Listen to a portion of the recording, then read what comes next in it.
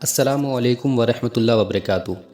Students, فارسی کی دوسری میں ابھی تک آپ نے 8 حکایتیں پڑھی ہیں۔ آج ہم شروع کرتے ہیں حکایت نمبر 9۔ بسم اللہ الرحمن الرحیم۔ عابد جاہل را پادشاہ طلب کرد۔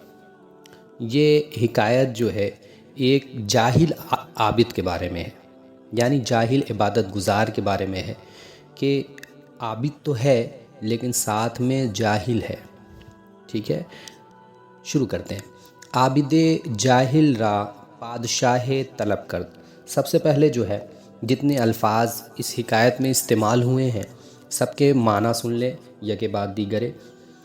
عابد اندیشہ، عابد نے سوچا، یہ جو ہے فعل ماضی مطلق ہے، صیغہ واحد غائب، مصدر یہاں پر آیا ہے اندیشدن یعنی سوچنا، اندیشیدن فعل مضارع ہے، اور اس کا فعل امر جو بنے گا وہ آپ جانتے ہیں، جو تسہیل المصادر پڑھ چکے ہیں، اتنی ڈیپلی نہیں جانا ہے۔ دارو، یہاں دارو کا لفظ جو استعمال ہوا ہے اس کا مطلب ہوتا ہے دوا، اور ضعیف کا مطلب ہوتا ہے کمزور۔ اور حسن ظن، حسن ظن کا مطلب اچھا گمان۔ پستہ ایک مشہور میوہ ہے، مغز گودا کو کہتے ہیں، یعنی جیسے کیلا ہے تو کیلے کے اوپر چھلکا ہوتا ہے، اور گودا جو ہے وہ مغز ہے۔ پوست کہتے ہیں چھلکے کو، یعنی چھلکے کے اوپر چھلکا، پوست در پوست یا پوست بر پوست۔ ہمچو مطلب طرح۔ پارسایاں، پارسایان اس حکایت میں استعمال ہوا ہے لفظ، یہ جو ہے یہ پارسا کی جمع ہے، اور پارسا کا مطلب آپ جانتے ہیں فقیر، نیک لوگ، اور زاہد کا مطلب بھی پارسا ہوتا ہے، عبادت گزار، متقی۔ اور ایک لفظ استعمال ہوا ہے شیدی، شیدی کا مطلب ہوتا ہے مکار، مکر و فریب۔ تو یہ تو لغتاً معنی ہو گئے، اب پورے کا ہم ترجمہ دیکھتے ہیں۔ عابد جاہل را پادشاہ طلب کرد۔ ایک جاہل عبادت گزار کو ایک بادشاہ نے طلب کیا۔ عابد اندیشید یا اندیشید۔ عابد نے سوچا کہ داروے بخورم، عابد نے سوچا میں کوئی دوا کھاؤں، تا ضعیف شوم، تاکہ میں کمزور ہو جاؤں۔ اب یہ کون سی سوچ ہے؟ عابد تھا، عبادت گزار تھا، لیکن اس نے اپنی جہالت کو جو ہے آگے رکھا، اور جاہل بھی تھا وہ، تو اس نے کیا کیا، یہ سوچا کہ بادشاہ کے سامنے جا رہا ہوں اور میں عابد ہوں، کیوں نہ میں ضعیف دکھوں تاکہ بادشاہ میرے بارے میں حسن ظن رکھے، اس کا حسن ظن اور زیادہ بڑھ جائے۔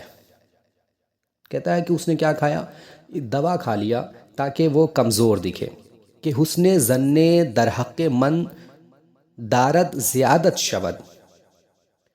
عابد نے سوچا کہ میں کوئی دوا کھاؤں تاکہ میں کمزور ہو جاؤں، کہ اچھا گمان جو میرے حق میں رکھتا ہے، یعنی بادشاہ جو میرے حق میں رکھتا ہے، زیادتی ہو جائے، اس میں اور بڑھ جائے۔ بادشاہ جانتا ہے کہ بھئی میں نے ایک عابد کو بلایا ہے، تو میں ضعیف دکھوں گا تو وہ یہ سوچے گا کہ میں بہت زیادہ عبادت کرنے والا ہوں۔ آوردہ اند بیان کیا جاتا ہے کہ داروے بخورت، کہ اس نے ایسی دوا کھائی، زہر قاتل بود، جو زہر قاتل تھی، یعنی زہر تھا، اس دوے میں زہر تھا جس سے اس کا قتل ہو گیا۔ بمرد، وہ مر گیا۔ اب سوچئے، بادشاہ نے بلایا اسے انعام دینے کے لیے، بادشاہ نے بلایا ایک عابد کو، ہو سکتا ہے کہ اسے کچھ سیکھنا رہا ہو یا جو بھی معاملات رہے ہوں۔ بادشاہ نے طلب کیا، جاہل نے یہ سوچا کہ میں تو عبادت گزار ہوں، بادشاہ میرے بارے میں اچھا گمان رکھتا ہے، کیوں نہ میں کوئی ایسی دوا کھا لوں کہ میں اور زیادہ ضعیف دکھوں، تاکہ بادشاہ میرے حق میں اور زیادہ اچھا گمان رکھے اور مجھے انعام سے نوازے۔ تو اس نے دوا کھائی کہ کمزور دکھے، اس دوے میں زہر تھا، اس دوے نے زہر کا کام کیا اور وہ مر گیا۔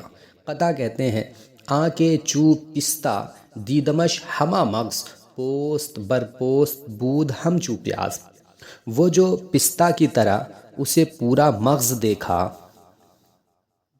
اشارہ دیکھیں آپ، وہ جو پستہ کی طرح اسے پورا مغز دیکھا، پوست بر پوست بود، پیاز کی طرح چھلکے پر چھلکا تھا، پیاز آپ نے دیکھا ہوگا کہ اس کے اوپر چھلکا ہوتا ہے، چھلکے کے اندر چھلکا ہوتا ہے، پھر اس کے اندر بھی ایک لیئر ہوتی ہے اور ایک لیئرز پہ لیئرز ہوتی ہیں، یعنی پوست بر پوست، یعنی چھلکے پر چھلکا ہوتا ہے۔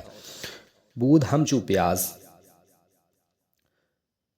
پیاز کی طرح چھلکے پر چھلکا تھا، یعنی جو تجھے پستہ سمجھ جس کو تو پستہ سمجھ رہا تھا، پستہ ایک میوہ ہوتا ہے اور قیمتی میوہ ہوتا ہے، تو بادشاہ نے جب طلب کیا تو بادشاہ نے سوچا ہوگا یہ بڑا عابد ہے، عبادت گزار ہے، تو پستہ سمجھا اور اسے پورا مغز دیکھا، لیکن وہ پستہ نہیں بلکہ اس پیاز کی طرح انسان تھا جو چھلکے پر چھلکا رکھا ہوا تھا، یعنی ریاکار شخص تھا۔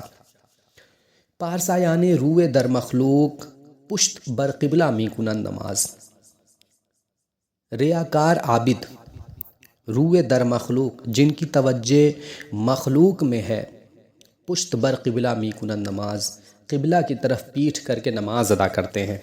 یعنی یہاں یہ کہنا چاہتے ہیں کہ ریاکار عابد جو بظاہر عبادت کرتا ہے لیکن اس کی توجہ جو ہوتی ہے مخلوق کی جانب ہوتی ہے، نہ کہ خالق کی جانب۔ نماز پڑھ رہا ہے، اللہ کی عبادت کر رہا ہے اور اس کا دھیان مخلوق کی جانب لگا ہے کہ کون مجھے دیکھ کے مجھے عابد سمجھ رہا ہے، یعنی وہ یہ سوچ رہا ہے کہ مجھے لوگ دیکھیں گے تو مجھے عابد گمان کریں گے، عبادت گزار گمان کریں گے، میرے بارے میں اچھا خیال رکھیں گے، یعنی وہ عبادت اللہ کی کر رہا ہے اور توجہ مخلوق کی طرف ہے۔ یہ ایسا ہی ہے کہ اس کا رخ قبلے کی طرف ہے لیکن دھیان اپنی پشت کی جانب لگی ہوئی ہے۔ ترجمہ دیکھیں، وہ جو پستہ کی طرح اسے پورا مغز دیکھا، پیاز کی طرح چھلکے پر چھلکا تھا۔ ریاکار عابد جن کی توجہ مخلوق میں ہے، قبلہ کی طرف پیٹھ کر کے نماز ادا کرتے ہیں۔ پھر ایک مثنوی کہتے ہیں، تا زاہد عمر و بکر و زیدی اخلاص طلب مکن کے شیدی، یہاں تک کہ عمر، بکر اور زید اخلاص مت طلب کر، کیوں کہ شیدی کہ تو مکار ہے، یعنی تو مکاری ہے اور اخلاص طلب کر رہا ہے۔ پہلے اپنی مکاری کو ختم کر، پھر اس کے بعد اخلاص طلب کر۔ دنیا میں بعض لوگ ایسے ہوتے ہیں کہ جو اپنی نمازوں کا، اپنی عبادتوں کا ڈھنڈورا پیٹتے رہتے ہیں۔ وہ نماز پڑھتے ہیں اور نماز پڑھ کے اس کو بار بار مخلوق کو بتاتے ہیں تاکہ مخلوق اسے زیادہ عبادت گزار شمار کرے۔ یہ ریا ہے، اور ایسی عبادت جس میں ریا شامل ہو وہ عبادت قابل قبول نہیں۔ چوں بندہ خدائے خواہش خواند بایت کے بجز خدا نداند، جب بندہ اپنے خدا کو پکارے، چوں بندہ خدائے خواہش خواند، خواند مطلب پڑھنا ہوتا ہے لیکن خواندن سے ہے یہ پڑھنا، لیکن یہاں پکارنا معنی ہے، یعنی جب بندہ اپنے اللہ کو، اپنے خالق کو پکارے، بایت چاہیے کہ بجز خدا اللہ کے علاوہ ندانت نہ جانے، یعنی یہ خیال رکھے کہ وہ خالص اللہ کی عبادت کر رہا ہے اور اللہ اسے دیکھ رہا ہے، اس خیال سے نماز ادا کرے، یعنی اللہ کے علاوہ کسی اور چیز کا خیال دل میں نہ رہے، خالص اللہ کی عبادت ہو۔ تو یہاں اس پوری حکایت سے آپ جو نصیحت مل رہی ہے، نصیحت لیں۔ ایک بار پھر سے میں ترجمہ کر دیتا ہوں۔ ایک جاہل عبادت گزار کو ایک بادشاہ نے طلب کیا، آپ انگلی رکھ لیں اور انگلی رکھ کے one by one, line by line ترجمہ دیکھیں۔ ایک جاہل عبادت گزار کو ایک بادشاہ نے طلب کیا، عابد نے سوچا کہ میں کوئی دوا کھاؤں تاکہ میں کمزور ہو جاؤں کہ اچھا گمان جو میرے حق میں رکھتا ہے زیادتی ہو جائے۔ بیان کیا جاتا ہے کہ اس نے ایسی دوا کھائی جو زہر قاتل تھی، مر گیا۔ وہ جو پستہ کی طرح اسے پورا مغز دیکھا، پیاز کی طرح چھلکے پر چھلکا تھا۔ ریاکار عابد جن کی توجہ مخلوق میں ہے، قبلہ کی طرف پیٹھ کر کے نماز ادا کرتے ہیں، یہاں تک کہ عمر، بکر اور زید اخلاص مت طلب کرو کہ شیدی کہ تو مکار ہے، یعنی یہ جتنے ہیں، چاہے زید ہو، بکر ہو، عمر ہو، یہ عبادت گزار، ظاہر مطلب متقی، یعنی متقی عمر، بکر اور زید اخلاص طلب مت کرو کہ شیدی کہ تم لوگ مکار ہو، مکاری کر رہے ہو۔ جب بندہ اپنے خدا کو پکارے تو چاہیے کہ اللہ کے علاوہ کوئی اور بات نہ جانے۔ تو یہ پوری حکایت کا ترجمہ ہے، اور اس میں ایک جاہل عبادت گزار کی بات کہی گئی ہے، تو ایسے عابد جو ایسی جہالت کر رہے ہیں وہ اپنے اپنے اعمال کو دیکھیں، اپنی عبادت کو دیکھیں اور اسے مخلوق سے چھپانے کی کوشش کریں۔ اگر مخلوق کے لیے عبادت کر رہے ہیں تو ایسی عبادت کسی کام کی نہیں۔